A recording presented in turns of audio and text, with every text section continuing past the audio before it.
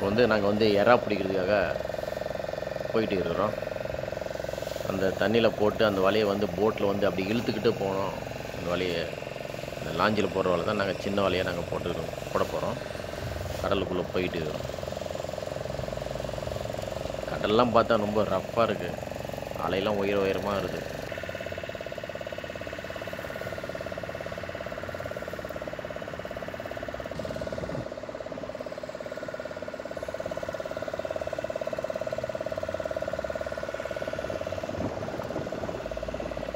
போட்டில் தண்ணி ஊற்றி விடுப்பா.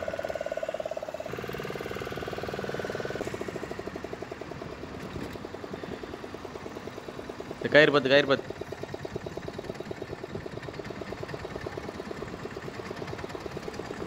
கயிறு கொஞ்சம் ஃபாஸ்ட்டாக பார்த்து.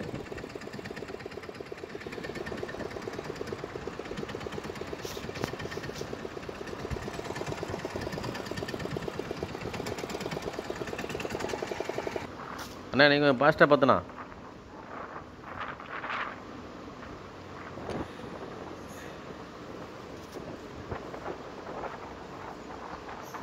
சேர்லாம் ரொம்ப ஓவராக இருக்குது. கொஞ்சம் நல்லா அலைங்கப்பா.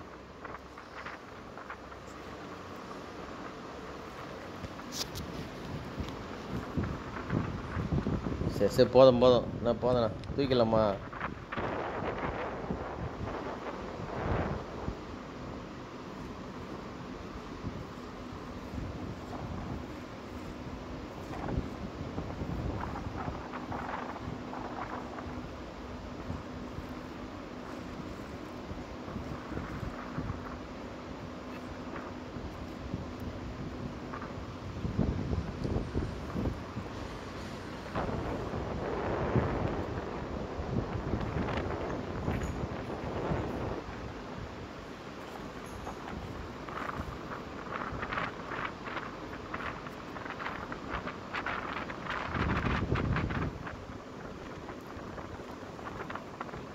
அதில் பார்த்தீங்கன்னா நண்டு, கடமா, எறா எல்லாமே இருக்குது.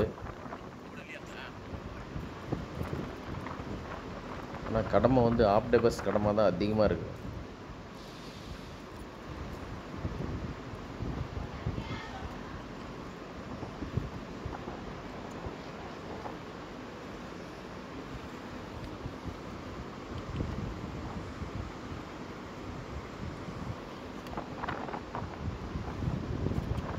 சார் சீக்கிரம் அவர் ராஜேஷ் சார் தூக்கி கொட்டினா.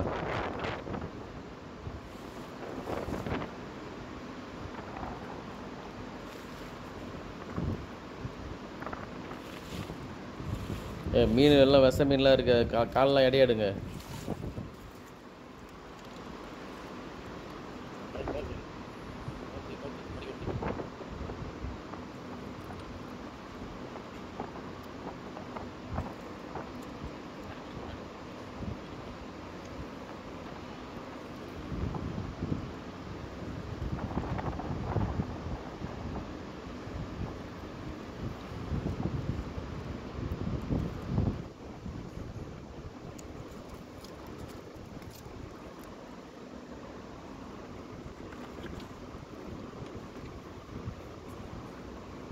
இந்த மீன்லாம் குத்திச்சுன்னா தேள் ஓடுற மாதிரி ஓடும் நம்ம உடம்புல.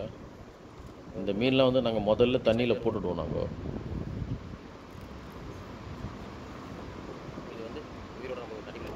அது உயிரோடு தூக்கி தண்ணியில் போட்டுருவோம்.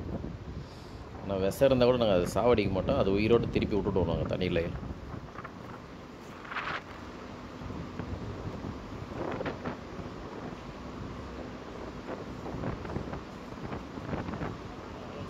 திருக்க மீன், சின்ன திருக்க மீன்.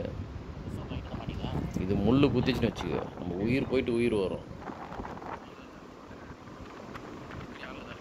அந்தளவுக்கு கடுப்பு வலி தாங்க முடியாது நம்மளால. அவ்வளோ கடுக்கும்.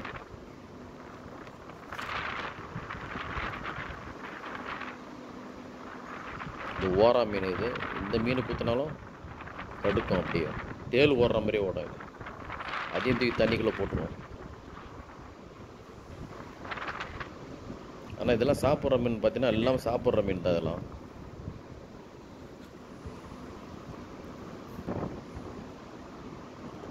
அதிகமாக எங்களுக்கு கிடைச்சா தான் அதை எடுத்துக்கிட்டு வருவோம். ஒரு கூட கணக்கில் கிடைச்சா தான் அதுக்கு நாங்கள் கரைக்கு எடுத்துன்னு வருவோம். 1, 2 இருந்தால் தண்ணியில் போட்டுருவோம்.